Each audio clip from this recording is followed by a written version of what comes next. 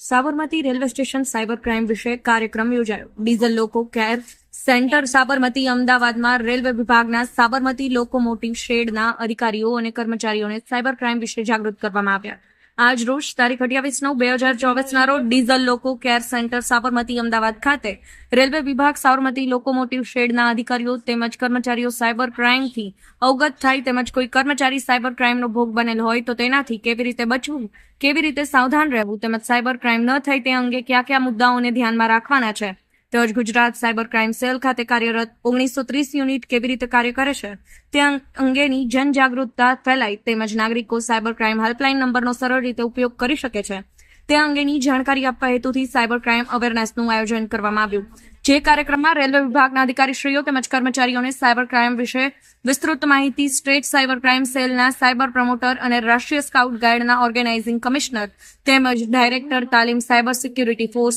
વિશાલ શાહ દ્વારા આપવામાં આવી હતી. આ કાર્યક્રમમાં ડીઝલ શેડ સાબરમતીના પદાધિકારીઓ અશોક કુમાર, વરિષ્ઠ mechanic engineer D Sabarmati Lohit Yadav, વિભાગીય mechanical engineer D Sabarmati Bhuvanchandra Joshi,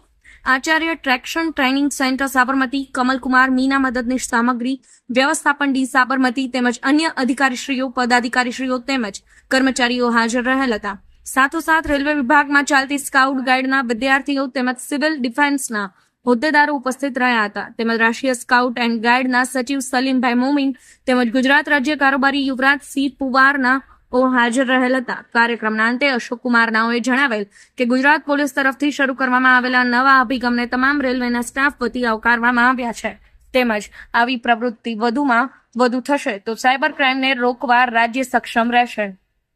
કિશોર શુક્લા, સમય 24 ન્યૂઝ.